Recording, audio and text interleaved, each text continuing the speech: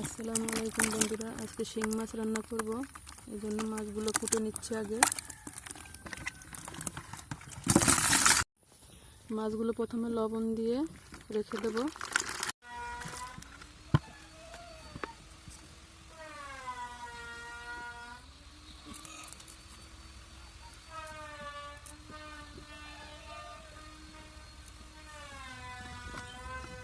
সবগুলো মাছ কোটা হয়ে গেছে। এখন এই গাছের পাতা দিয়ে ভালোভাবে কেচে ধুয়ে নেব, কোনো ঘষা মাজা ছাড়াই।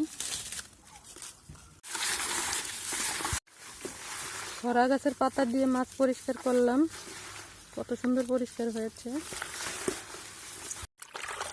আমার মাছ পরিষ্কার করা হয়ে গেছে।